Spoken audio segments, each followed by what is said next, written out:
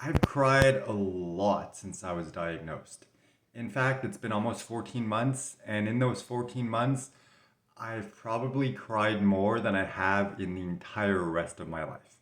Ignoring when I was a baby, of course, I mean, as an adult. And there's two reasons for that.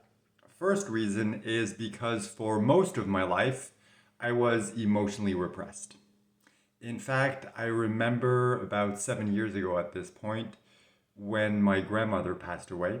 And, we were very close. We'd go see her when I was young almost every weekend or every other weekend. We went to her cottage and we spent a lot of time together. All celebrations, such as birthdays and Christmas and things like that, we'd spent together with her. So she was very, very close to us. And when I found out, when I got the news that she passed away, I didn't cry. And I remember finding that weird that I wouldn't cry because I'm like, it's my grandmother. I love her. I'm never going to see her again. I should be crying. Yes, I was sad, but there were no tears. In fact, I remember that same day at night after I found out, I tried to force myself to cry because I'm like, it's not normal for me to not cry. This is weird. And of course, that didn't work. But it's just I have that memory. And yes, when I went to the funeral, I did cry a bit there. So it's not like I'm completely, emotionally repressed or was completely emotionally repressed. It's just very, very difficult for me to experience sadness, anger, negative emotions back then because I was so positive, so focused on the good things and I was trying to ignore the bad things that it kind of caused me to repress it without realizing what I was doing. Since then, I've worked a lot on myself and now I'm able to cry. And to go back to what I was saying before, the second reason why I've cried much more in the last 14 months than pretty much all my life before that was because of what I'm going through. When you go through something so intense and you're confronted with death on a regular basis, it's something you think about a lot, and that kind of allows you to become more in touch with your emotions. At least it did for me. Maybe it's not the same for everyone. So, all that to say that I have cried a lot in the last 14 months, and that's not necessarily a bad thing. I used to think crying was a bad thing because you were sad, something bad happens, so, crying equals bad. No, no, no, that's not the case. First of all, crying is very cathartic, and second of all, crying is not always a bad thing. Like I remember my mother, ironically, her name is, well, in French, but the English equivalent is Madeline, which, when you talk about religion and stuff like that, it's always like Magdalene, like, the crying and everything. It's like she would just cry very easily, especially when we'd watch movies and there was like a sad moment in the movie or something like that. Even if it was something very small, it was always very easy for her to cry. And I used to find that kind of funny and not really make fun of her when I was young, but it's just kind of like something that we're all aware of in the family, and it was kind of like a little funny.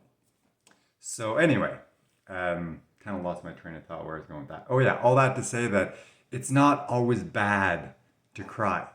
Crying isn't always a bad thing. Sometimes it can be tears of joy when you think about the future or when you think about everything you have and you're just so grateful and that brings tears to your eyes. So crying is not always a bad thing. And for some reason, for me, I don't know why, it's always been like this.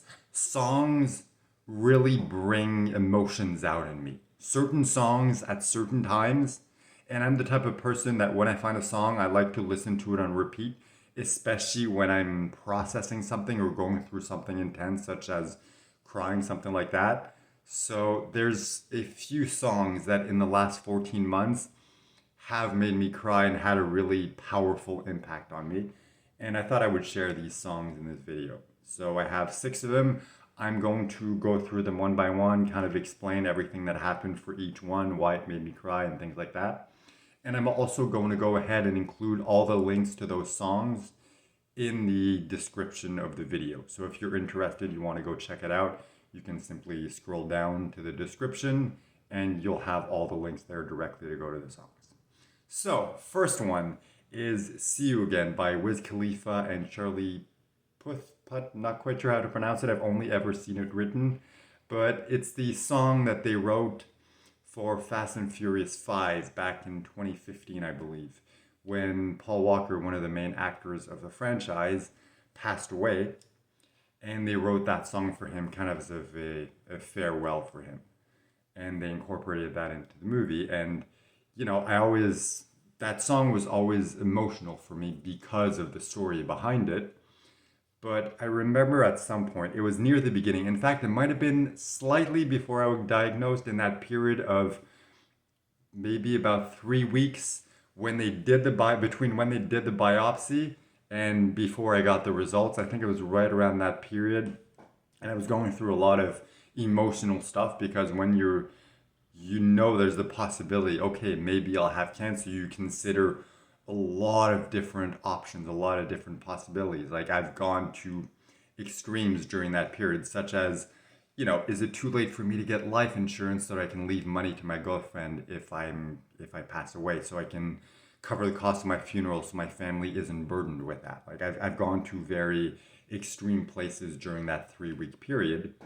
And one of the things that I realized during that period is my parents never loved me unconditionally.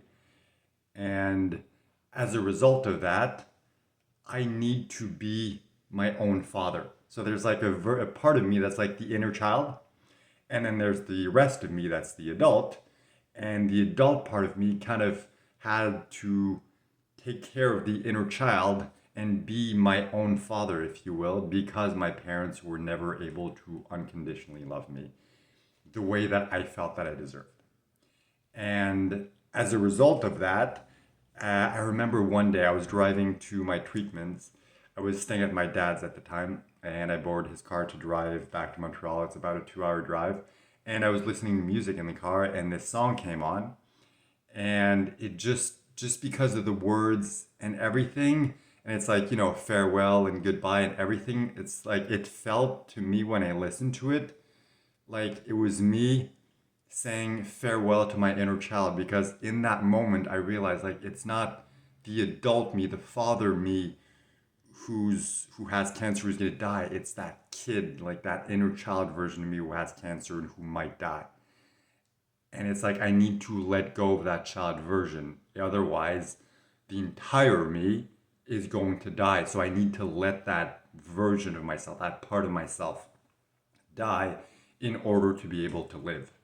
And that was, of course, very emotional. So I listened to it on repeat for a period during the ride while I was driving. And I just cried and processed everything. And it was very cathartic. It wasn't like, yes, it was sad, but it was also like, when something's sad, but it's inevitable, and you're just like, I just want to process this and let it go and release it. That's what it felt like. So that's the first song. Second song is Perfect by Ed Sheeran. I've always loved that song. And in fact, I haven't spoken about that video in a while because the last 3 months have been really intense. And to be honest, I barely watch that video anymore. But it's a video that I made where it's very simple. It's just there's that song playing in the background, which to me represents my life, my relationship, the future with my wife, the family we're eventually going to build, and everything. It's just that sensation of hope and future and relationship and love and everything. And sorry.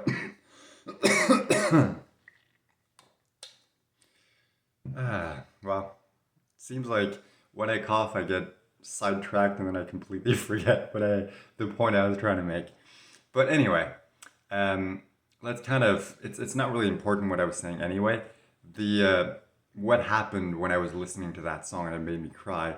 By that time, I was living with my sisters, so I used to borrow my mother's car before, everything that went down between us went down, and I realized, like, it's not good for me to have her in my life. Anyway, I used to borrow her car to go to my appointments. So same as when I was with my dad, like, there was about 2 hours of driving, and that gave me a lot of time to think. And once again, I was listening to music, and then this song comes on, and it just made me think of my wife. And there was this thought, like this realization of, if I die, I'll never get to marry her. Because at the time we weren't married yet. And just the thought of not being able to marry her and get to spend the rest of my life with her just made me really sad, to the point where I'm like, all right, I need to like find a place to stop and just cry for a while. And that's what I did. And I listened to the song and cried for a while and kind of like processed everything, let it go. And, everything worked out. We are married now. I mean, of course, yes, the distance makes it difficult. I'm going to be way happier once we're able to be physically together, but it's part of the process. At least we're married, we're building a future together and everything. So that did come to pass. So it wasn't necessarily a bad thing, but it was a very, once again, cathartic process to go through. The third song is The Sound of Silence.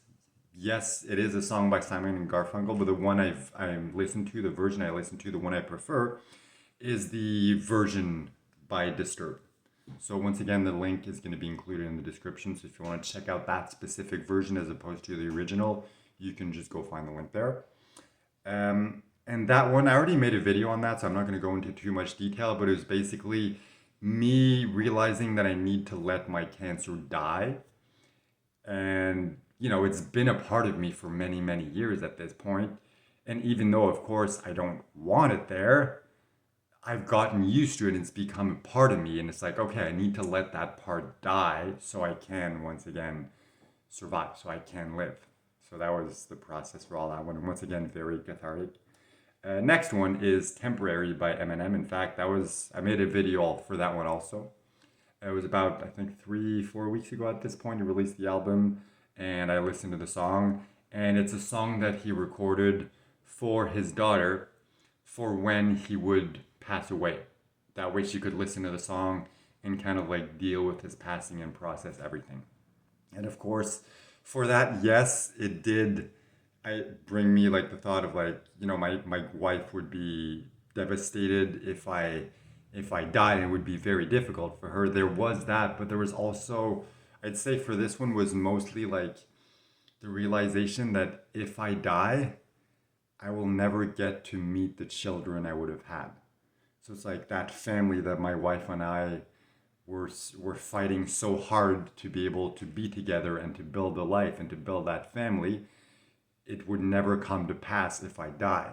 And that thought of never being able to meet my future children was just very, very sad. So this was one of the sadder ones. It was sad, but also once again, like, made me grateful for everything that I have and made me want to fight and survive so much more. So once again, it's like it was kind of a good, bad situation type of thing. Next one is Let It Be by the Beatles. Once again, not the original version by the Beatles. I just went on YouTube and kind of like listened to a bunch of different versions and just picked the one that I preferred. So honestly, I have no idea who the artist is. I did include the exact link to the exact video, the version that I prefer, in the description, so you can go check it out. But I've never heard anything by that artist before. Like, I think he's just someone who does covers on YouTube. He's not like a quote unquote real artist who makes his own music.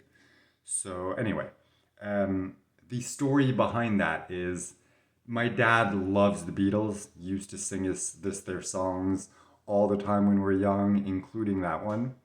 And because I heard it so many times, I never really paid much attention to it, but then I heard it somewhere. I forget where exactly, and it just gave me the urge to go and listen to it. So that's when I went on YouTube and did the research and listened to a bunch of different versions until I found one that I preferred. And that's kind of when I really listened to the words and I realized, like, he sings like Mother Mary comes to me, and then just Let It Be, which is like, it seems to imply like you need to surrender to God and everything. And I'm like, whoa, I never realized this was a religious song. And then a couple of days later, I did a little research and I found out that it's not religious at all. The history behind that is that Paul McCartney's mother died of cancer when he was 14. And she used to say to him, it's all going to be all right, just let it be. And that's why he wrote this song, in honor and memory of her.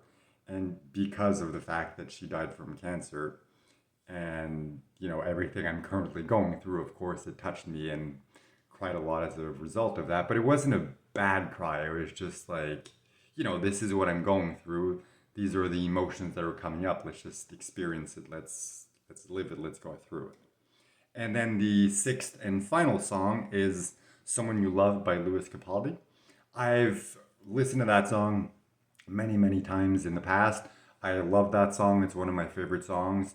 And it has always kind of like stirred up emotions inside me, but never to the point where it made me cry or like, not more than just like, oh, like shedding a tear or whatever. Like all out, like really like bawling, crying, like tears streaming down your cheeks. Like that literally happened yesterday. Normally, I don't watch any video like TikTok or YouTube shorts or Instagram reels, things like that. Like, I just don't because personally, I find that it's a waste of time. I much prefer watching TV where it's like a story that has been crafted and scripted and written and acted out. And it's like, I love storytelling. So to me, that's much more entertaining. But yesterday, I just kind of needed a couple hours of just disconnect and not think about anything and just mindlessly scrolling. So I started watching a bunch of YouTube shorts, and there was a lot of videos that popped up of mostly soldiers, but there was some of them. It's like soldiers coming back and being reunited with their children, with their spouses, their loved ones, or people who are in long distance relationships and then one of them surprises the other by showing up unexpectedly, and it's just basically just videos of people who love each other being reunited. And that song, Someone You Love by Louis Capaldi, played in many, many of those videos. And as a result of that, even though it was mostly what was happening in the video and less the song also did help. So that's why I included it in the list. So these, I would say, were the six songs that really made me cry in the last 14 months. And that's the thing. It's like, for me, music has always been very powerful. It always allowed me to access my emotions more than by just, sitting there and thinking or meditating or processing or, whatever other people do. For me, it's always been music. So I don't listen to music that often in my everyday life. But when I need to process, when I need to go through something, music is always what I turn to. So yeah, just wanted to share that. I'm looking at the time. This has been a very long video. I didn't realize it would be this long. So hopefully you enjoyed it. And if you want to check out the songs, once again, just check out the description. All the links will be there. And I think this is it. Sorry, I just got distracted by something that drove by in front of me. Because I'm sitting here facing the window, so I can just see the street and everything that goes on in front. So anyway, on that wonderful, interesting note, I'm going to wish you a wonderful morning, afternoon, evening, night, depending on when and where you're watching this. And I'll check back in with you tomorrow.